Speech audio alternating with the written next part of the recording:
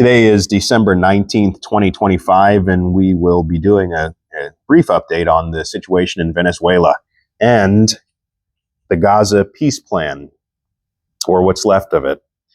Now, on the Venezuela front, we still have an obfuscating approach coming from this administration.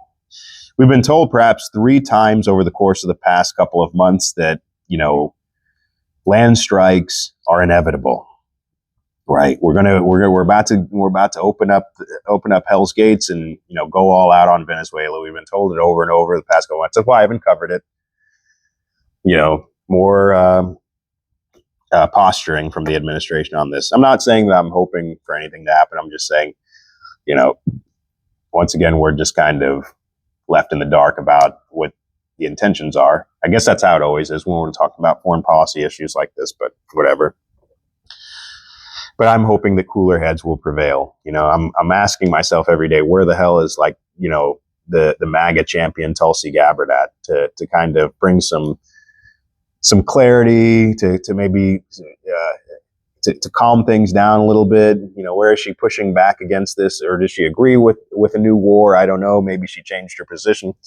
She's changed her position so many times in the past 5 years, it'll make your head spin. I don't know why most people on the right wing just don't want to admit it. But we can only hope cooler heads will prevail. But make no mistake, this will be Iraq 2.0, right? Should Trump make a concerted effort to remove Maduro, it could go one of two ways. Which the less likely way is that we invade. I don't see that happening unless something goes wrong. If the U.S. does some kind of strikes on Venezuelan soil, and they end up returning fire and it kills a bunch of Americans or something like that, I can see that drawing us into a larger conflict.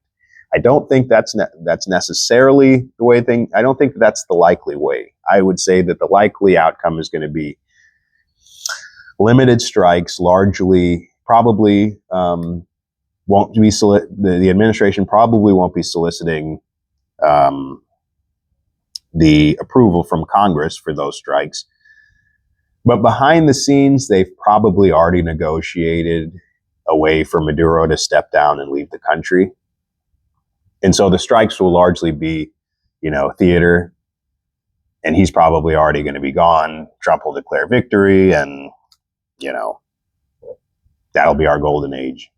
Trump will probably get a Nobel.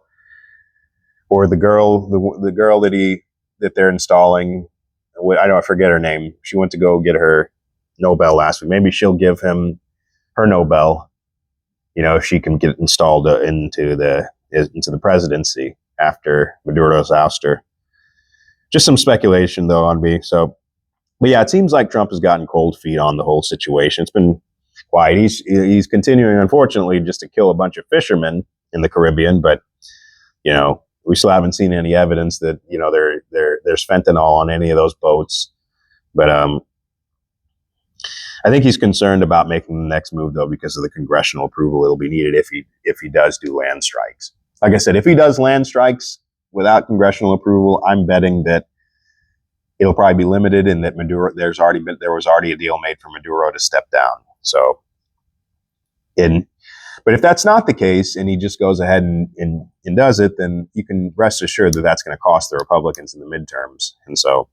That's probably another area that he's worried about. But yeah, this is our golden age. So briefly, we'll look at this article here from the Wall Street Journal. It says, quote, after 3 days of strategy meetings last month with his top national security advisors, Trump hinted that he had sort of made up his mind on the coming military steps to take against Venezuela. And let's just be clear, I'm not saying that Trump should be transparent about every move he's making with them. Obviously, we would never get that.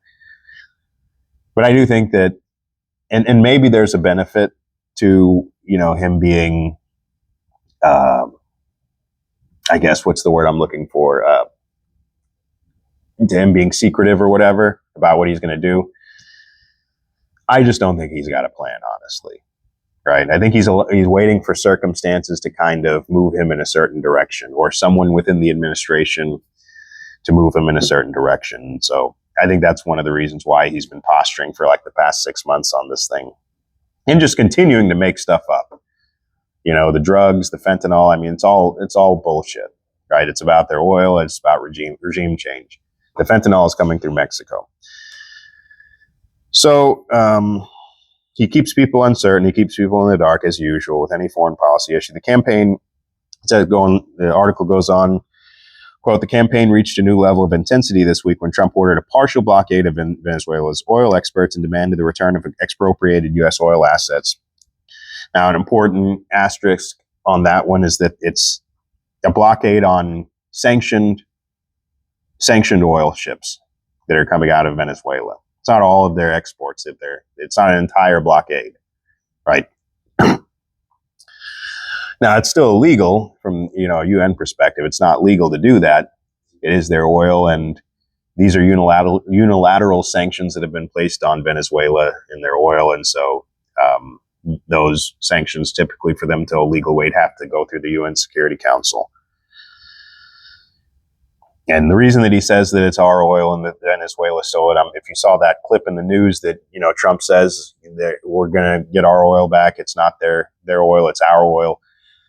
There are at least, I think, 3 or 4 U.S. companies that were working in Venezuela, I believe, going back to the 90s, like ExxonMobil, Chevron, I think ConocoPhillips. And when the oil was nationalized by Hugo Chavez in, I think, 2007, a lot of these companies had to leave, and they took huge losses when they left the country, because essentially it would be the government would hold a 60% stake on any oil enterprises within that were on any profits that were made from their oil. So they would be majority stakeholder in their own oil, is basically what that was. So a lot of these companies lost money that were operating there. And so he previously had called on Nicolas Maduro to stop sending gang members and migrants to the U.S. and halt drug traffickers, while privately pressuring the Venezuelan leader to step down. Now, this gang, of course, is the Tren de Aragua gang that he keeps talking about. And the migrants came here, I've said this before, I'll say it again, they came here because of sanctions imposed by Trump, the first Trump administration, right? That's when, and after those sanctions were applied, I think it was 2019, all the migrants went north during Biden's administration. Hence it still doesn't mean that, Biden should have let them in, but it's just kind of shows you the source of the problem. So he's working privately to get him to step down. I'm sure he's doing that through Rick Grinnell. And so this is for a response to some of some feedback from congressmen about their confusion. Lindsey Graham says he's the senator from South Carolina, the lunatic senator from South Carolina. I want to know what's going to happen next. Is the policy to take Maduro down? It should be if it isn't, because he's bloodthirsty. He's a lunatic who called the administration's Venezuela policy confusing after a closed-door briefing Tuesday by Senator Marco Rubio and Defense Secretary Hegseth. So, like I said, if he miscalculates, if Trump miscalculates on this situation, he'll sink midterms. I think that's what he's prioritizing right now. And because the escalation ladder is just unpredictable for him. Now, the article goes on, some Republicans have expressed concern about defending the prospects of U.S. military action in Venezuela to the MAGA Republican base ahead of the midterm elections in November. It could be the very kind of open-ended foreign intervention Trump has denounced, which it will be. You have to think about the geography of Venezuela for a second. Like, you on the northwest, you have the Andes Mountains. So you have this mountainous region of Venezuela. It's huge. It's twice, it's 2.1 times larger than Iraq. Not as populous as Iraq. And I don't think you've got, not as populous as Iraq, but so you have the mountain, it's mountainous there on the northern part of Venezuela. And on the southern part, there's jungle. It's part of the Amazon rainforest. And that's in the south. And the unique Orinoco Delta wetlands in the east, part of the larger Amazon basin. This would be a mess. It would probably be comparable to Vietnam, right? And again, this is far-fetched, the idea of them actually, of the U.S. actually invading. Far-fetched. But let's just say it happened. Can you imagine? They probably have tunnels dug and everything. There's probably plenty of places for Maduro to hide if he was going to hide. It would probably take over a year for us to find him, right?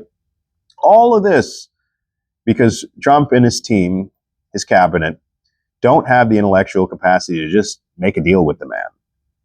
You know, is this not about socialism and communism? Oh, because he's tied to China and all this stuff. It's not about any of that, right? That's just political fodder. It's just stupid to even buy any of that stuff. It's about regime change. You know, they denounce Venezuela's government denounces Israel. They have their own way of going about things. They're taking support from Russia and China largely because of our sanctions. You know, it's stupid. We could have easily made a deal and been done with this a long time ago. Instead, we have military hardware sitting out in the Caribbean doing nothing, right? Great use of the money. So Susie Wiles, the chief of staff, in an interview with Vanity Fair published Tuesday, said Trump's goal was to push Maduro out. It was a good article if you have an opportunity to read it. She, sure that most of it was just bullshit, but it was interesting, you know, just to kind of read what she has to say, because she's allegedly the power behind the throne of Trump. So Anna Kelly, a White House spokeswoman, said the president is prepared to use every element of American power to stop drugs from flooding into our country and bring those responsible to justice. And again, there's no drugs coming into the country, right, from Venezuela. If there is, it's cocaine, and that's coming through Colombia. The fentanyl is coming through Mexico and China. So in order to, you know, move along this problem, to make it worse, Trump has reclassified fentanyl as WMD. So he wants a Colin Powell moment. It's so funny that he was mocking Jeb Bush and George Bush for getting us into Iraq, and he's basically setting himself up in the same scenario, right, to get us into this conflict with Venezuela. Ironic. It's just so in your face. So again, this is setting the stage for another Iraq and creating an atmosphere of paranoia. I mean, I don't know who believes any of this shit, honestly. It's hard for, it's got to be like, I can't even believe all of the MAGA supporters believe in this kind of thing, but I don't know. But that means that because it's classified as WMD, the FBI takes lead in investigating and responding to situations involving the fentanyl. So, you know, but it gives the federal government, broader authority in jurisdiction if it should be intercepted in, I guess, you know, like on boats or something, I guess. So it moves the threat from conventional criminality to a national security priority, triggering specialized responses, harsher penalties, and broader government authority. And broader government authority for investigating and prevention. That just means that they're going to use that reclassification to do what they want, whether fentanyl is involved in or not. We will never be able to know if fentanyl is involved in anything because they keep blowing up the ships. So they blow up the ships and they can't just hold up whatever the hell, you know, and hold up and say, here's the fentanyl that we got off the ship. Even if they planted it, at least they'd be able to say that. I don't think I've ever seen, you know, any footage of that because they keep blowing it up. Article goes on, if there is a coherent strategy, Congress sure hasn't heard it. And that was Jason Crow, Democrat of Colorado, who sits on the Armed Services and Intelligence Committee. There appears to be no endgame. Never is. Trump's reluctance to declare the Maduro removal as the goal of the U.S. campaign stems from his improvisational approach to foreign policy and a recognition that attempting to overthrow a foreign government might enmesh him in the same sort of overseas conflict as Iraq. At the same time, Venezuela has emerged as a focus for Trump because it encapsulates a number of the president's changing priorities: deporting migrants, fighting drug traffickers. He's not doing that by attacking Venezuela. Assessing U.S. power across asserting U.S. power across the Western Hemisphere.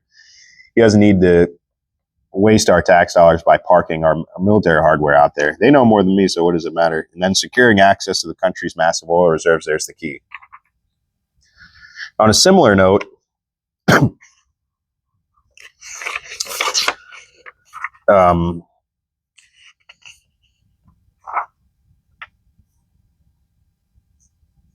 we'll end that. We'll end there. Sorry for the abrupt end. The Gaza portion of this will handle this in another video. We do have an update on Gaza, so stay tuned for that. Hamas basically isn't giving up their weapons, so we'll cover that briefly on our next episode. So again, like, the video, subscribe to the channel, and we'll see you next time.